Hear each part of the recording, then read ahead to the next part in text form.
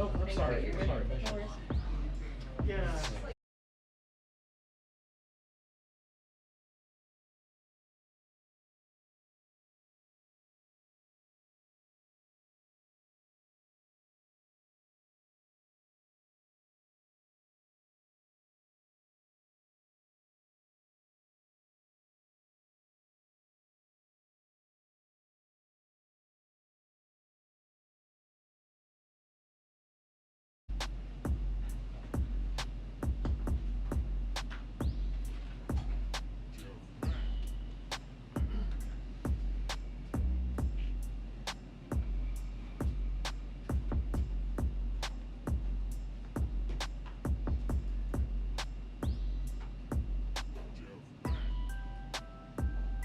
What is up, everyone? Please take a second to hit that like button. The more likes that we get in a short period of time, the more people the algorithm will bring into the chat to come hang out with us and see what's going on.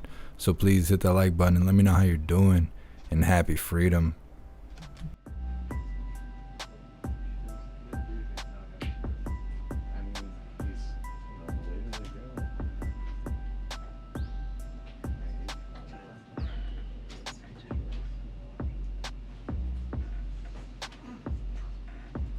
Well, it looks like Peter's there. And what's up, Bert? What's up, Michael? What's up, Ink Scars? I know you've been patiently waiting. Psaki, she's late. She was supposed to be up at 2:30. They rescheduled her to 3, and now it's 3:36.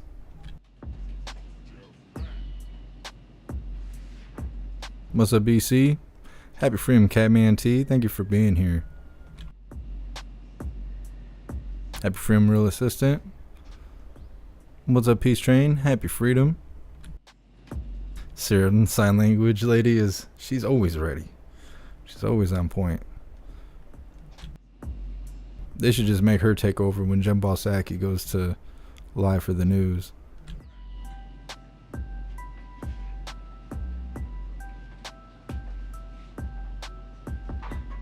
Yeah, Michael, I wonder if they're going to talk about the whole Roe vs. Wade situation.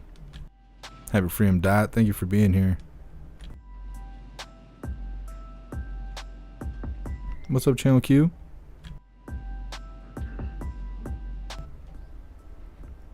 What's up, Toast? Happy freedom, Kathy's happy. Thank you for being here.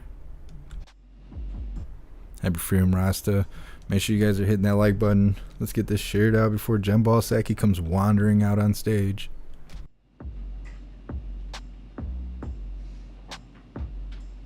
Happy freedom, Speedy Girl. I'm doing pretty good. Heartland Patriot, how are you doing today?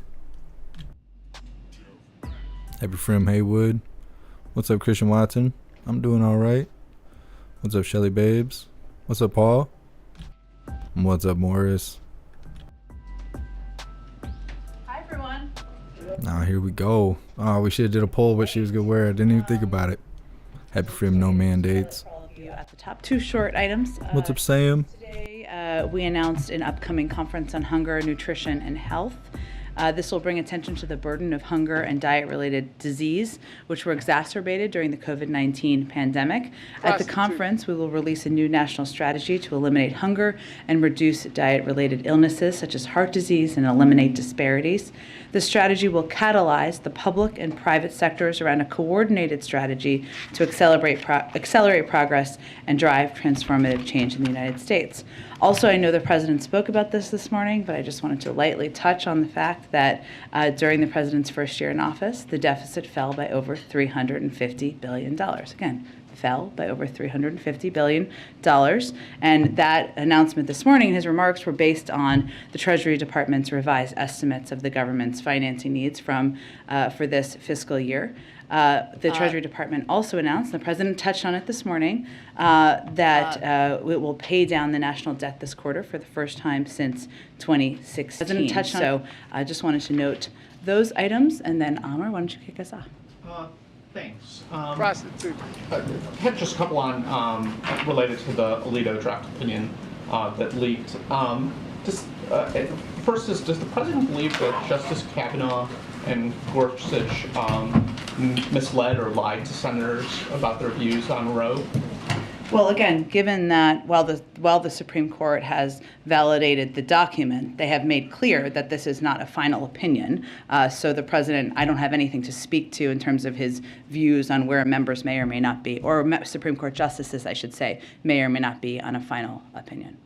And secondly, President Biden again this morning warned that the draft abortion opinion could go beyond the issue and jeopardize other basic rights. And I think this morning he specifically talked about LGBTQ issues, if I remember correctly. Does he want the court, does he think that this opinion needs to be, at minimum, narrowed?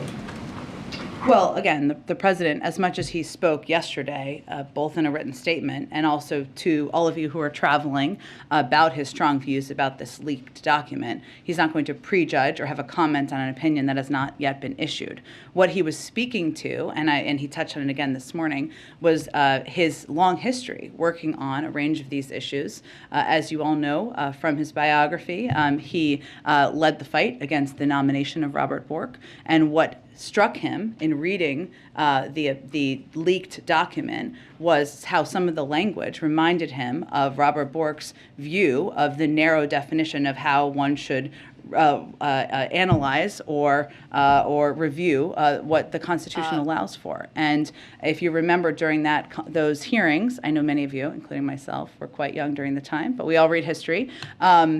Part of the big debate there, or the big discussion, was the Griswold versus Connecticut case, which was related to privacy and whether married couples should be able to have the privacy to purchase contraception. And so I think what you're hearing play out is the president's own reaction to what he saw in these documents and his view that the protection of privacy and the protection of the ability of women to make decisions about their health care with their doctors, about people to be able to choose who they marry, and to him reading that reminded him of how important those protections are, and that's why you continue to hear him talk about it. If I could just ask briefly on Chairman Powell. He just said that the Fed is limited in how it can deal with supply shocks that have been leading to higher inflation. So what more can the White House and Congress do given that challenge? Well, I would note also, as you and others have reported, that there were announcements made about decisions, actions the Federal Reserve intends to take, which are consistent with what they have said they would do to date. And the president has said in the past that it's appropriate, and he supports their decision to recalibrate. So that remains his view today. In terms of what more we can do to address inflation, I mean, I would also note that during his comments, Chair Powell also noted the strength of the economy. He also noted that there's a path for a soft landing without pushing the economy into recession. He had a lot to say, of course, during this press conference, so I just wanted to note a couple of the things. But what more we can do beyond, of course, respecting the independence of the Federal Reserve and the decisions they make, including those announced today, is to continue to take steps to address costs for the American people. Chair Powell also said, or echoed, I think it was in response to a question, the point that energy prices, and specifically the invasion by President Putin, was having an impact on inflation. And so one of the president's primary focuses right now, as you all know, is taking any step we can to bring down costs, whether that is the historic release from the Strategic Petroleum Reserve, leading the world in their own release, continuing to talk to large global providers of oil and what they can do to help the global market, even the announcements we've made over the last couple of weeks about E15, and taking any step we can to reduce those costs, and also continuing to have conversations with leaders on Capitol Hill and members about steps we can take to reduce costs for the American people, whether it's child care, health care, elder care, prescription drugs. All of these have an impact on people's day-to-day lives. Go ahead. Back to abortion, if I can. Yesterday you said the leak raises eyebrows, including for many here in the White House. But does the White House explicitly condemn this leak, or has seeing this draft been seen as welcome by some here? I don't think we have a particular view on that other than to say that we certainly note the unprecedented nature of it. What we are mindful of, and I spoke with the president about exactly this question yesterday, and obviously it's up to the Department of Justice to determine what, if any, action they will take. And I know obviously there have been calls for that from some Republicans, but also members of the Supreme Court.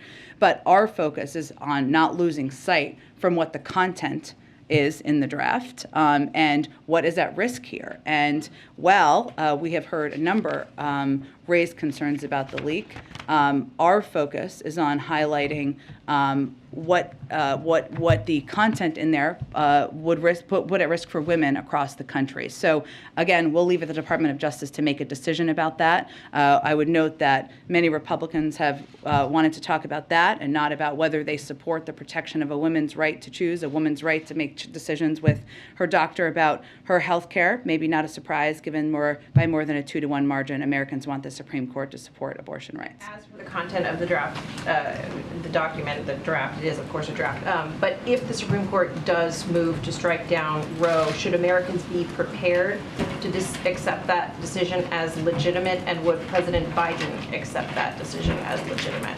Well, I can't speak for what actions could be possible on the legal front. I would point you to the Department of Justice on that. But what I can tell you will happen is, and this is what we are preparing for the possibility of, that if Roe were to fall, abortion would probably be illegal in about half the states in the country, up to 26 states, particularly in the South, the Midwest, and West, who have all spoken out, many leaders, about how they're poised to restrict or ban access. Some have even taken action, even as recently as yesterday, as crazy as that sounds.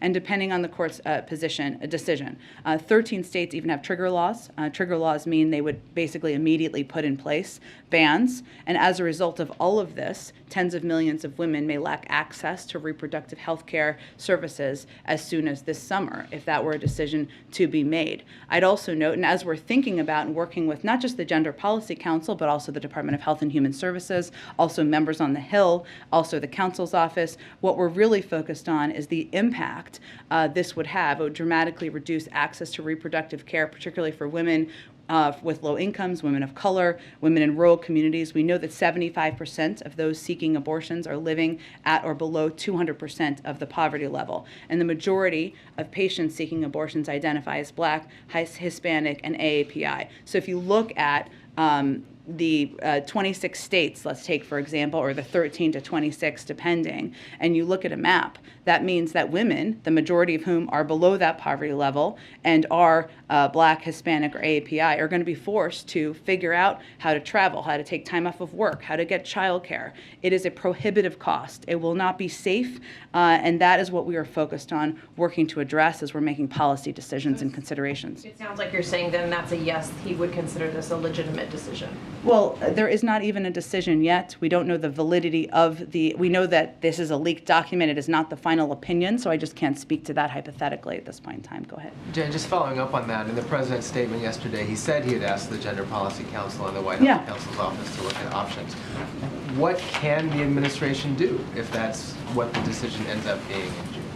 Well, the reason I noted all of what I just did, Jeff, is because we're really looking at who this would directly impact the most. Of course, there is the overwhelming majority of women in this country do not want this to be overturned. But the impact directly will be predominantly on women of color, will be on the 75% of those seeking abortions who are living at or below 200% of the federal poverty level. So while I can't at this point give you a preview of what we would do in response to a hypothetical final opinion, what I can tell you is that we've already seen states restrict, right, across the country. And if you look at Texas, for example, they put their restrictions in place, and Planned Parenthood and other organizations have put out statistics suggesting that clinics in neighboring states have seen increases of 600, 700, 800% of people traveling to their clinics. So you will see that. You will see people try to travel to states. And what we've done to date, and try to help to date where we've seen restrictions, which gives you kind of a tiny bit of a roadmap, even though it would obviously be much more expanded beyond this, is created, for example, the Dire Need Grant Awards, which provide funding to expand access to emergency contraception, family planning services. We just announced $6.6 million in awards made to 8 grantees across the country and around the country.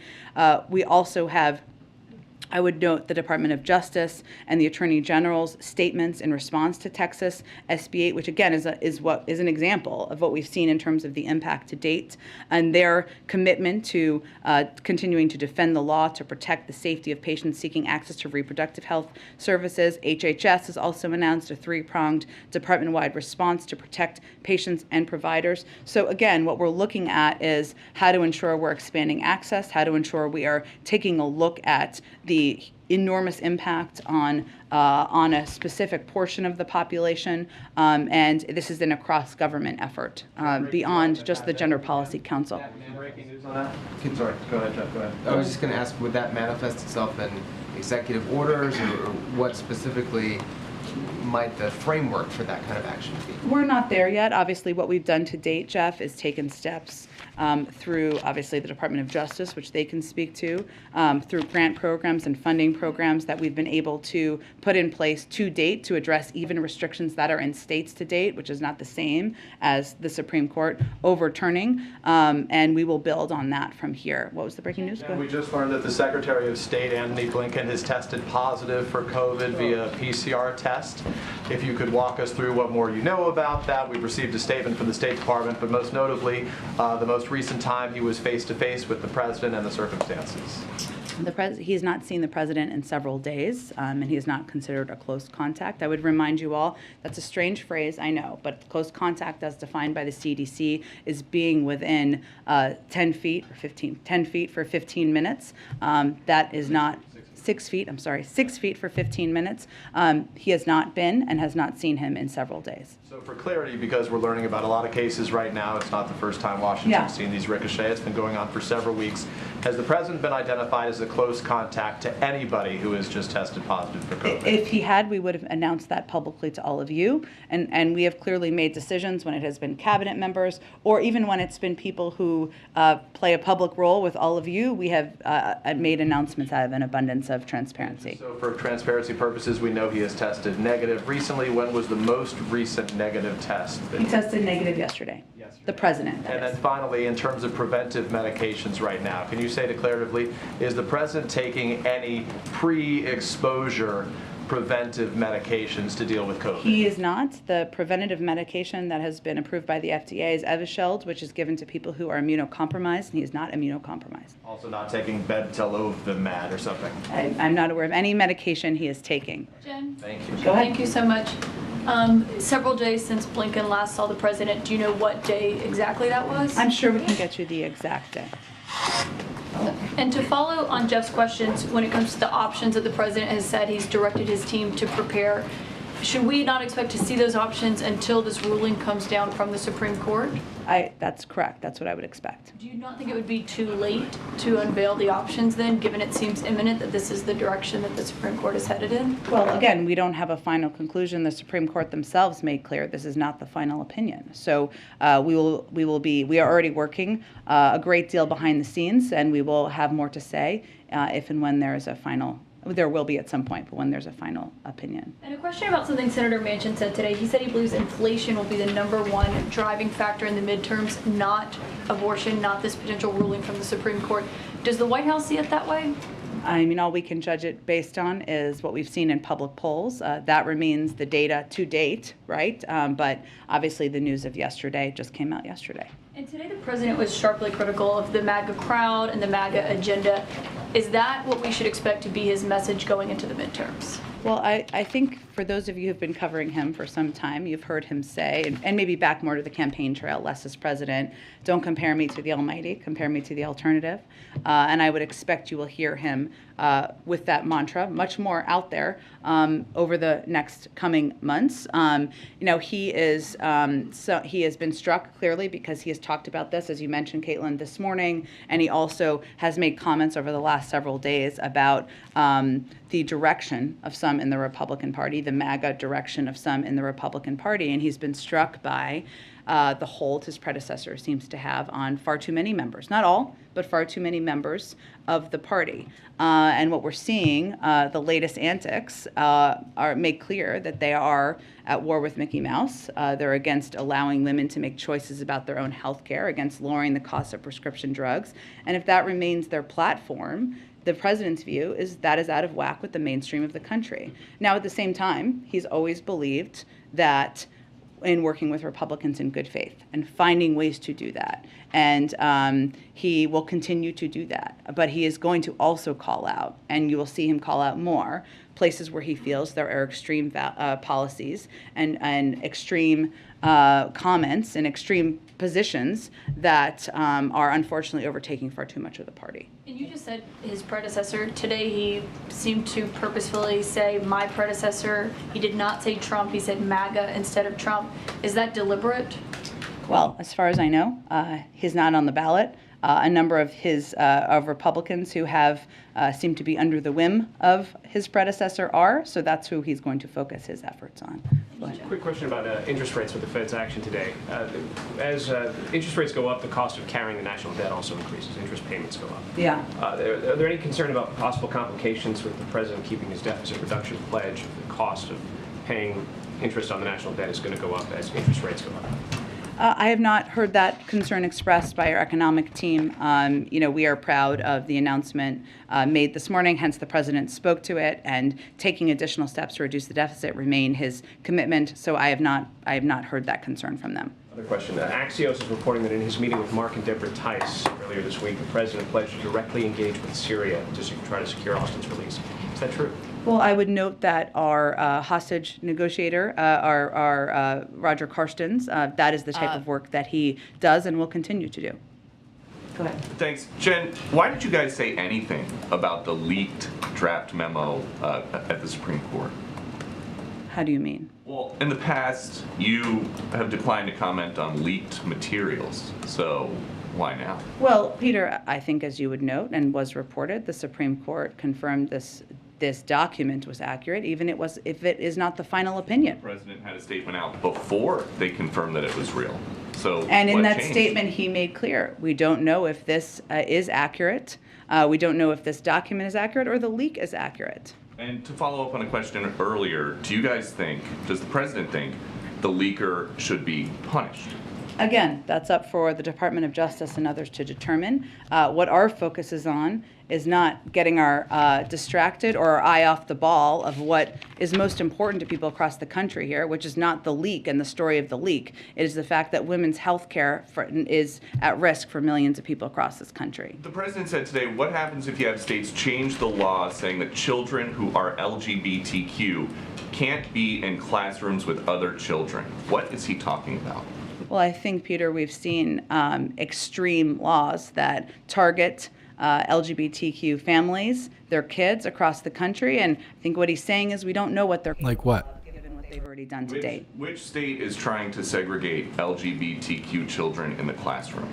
Well, I think we've seen laws that are incredibly discriminatory. That's what the president's referring to, and the fact that he doesn't know what additional steps could be taken by extreme wings of the party that would rather divide rather than work on issues that the American. If you don't know, just say you don't know.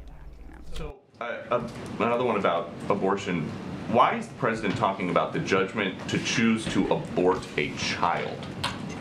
Well, the president's view on a woman's right to make choices about her own health care is well known, well documented, well stated. He said abort a child. I understand, Peter, but what I'm telling you is what his position is. And how can you guys say this is not a political issue when the president's statement about this talked about getting pro-choice officials elected?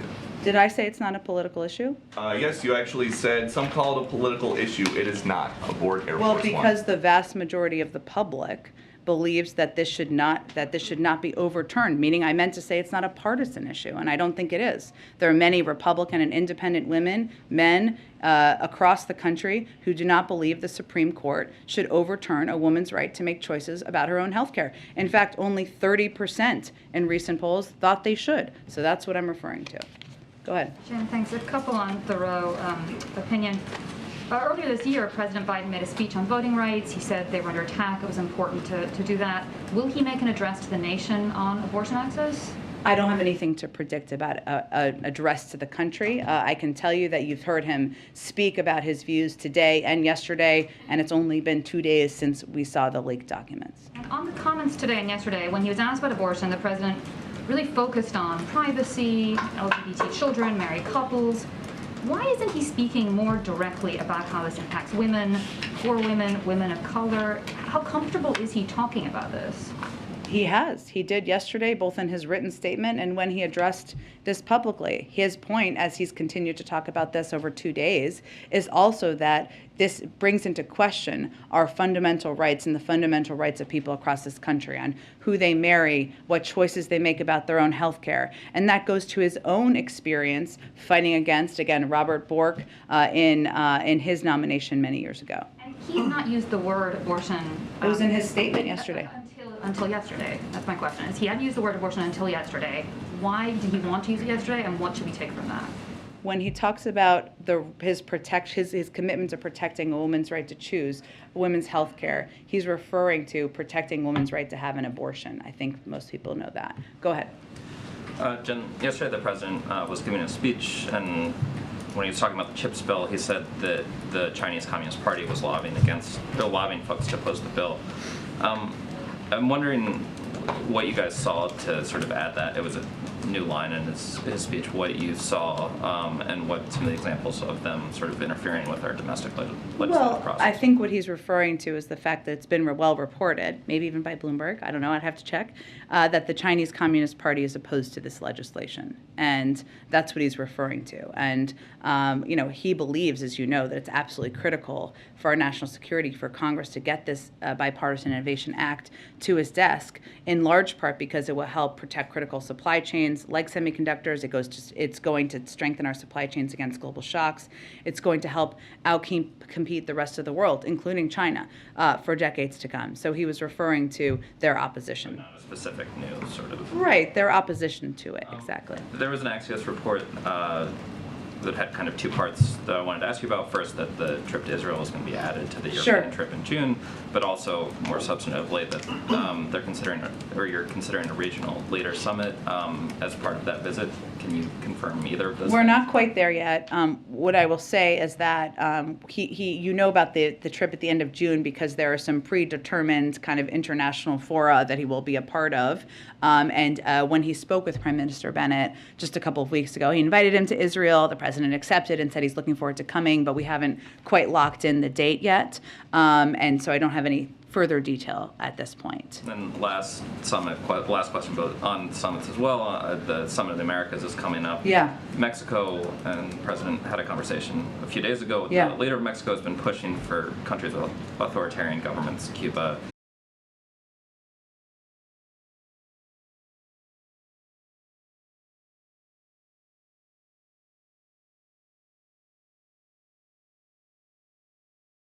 leadership about this issue and the threat to Roe in both chambers, as well as the Senate Judiciary Committee, Chair Durbin, the House Women's Caucus. Yes, in the last 36 hours, but also many times in advance about that. And certainly the leaked document is going to intensify after our efforts, after the news that millions of Americans' health care is on the cusp of being thrown into turmoil. There's no question about that. But there's been work by the Gender Policy Council that's been ongoing for months. There's been work and engagement with leaders on the Hill about what can be done for months. And certainly it's going to be redoubled at this point, given the leaked document. On that point of intensifying efforts, what will that look like? Are we talking this meetings? Will he travel on this issue? Those kind of things? I don't have anything to predict in terms of his schedule at this point, but what I can tell you is that, as you've seen, this is an issue he has proactively talked about in the last 2 days, the work that is done across the government to determine and prepare for what steps can be taken should this final decision be made. On Title 42, Mexico's foreign minister mentioned, I think the last day or two, that the Biden administration is expected to present a formal set of ideas. I assume, or can you share whether the White House is working with the DHS on those set of ideas, and is there anything you can share on what those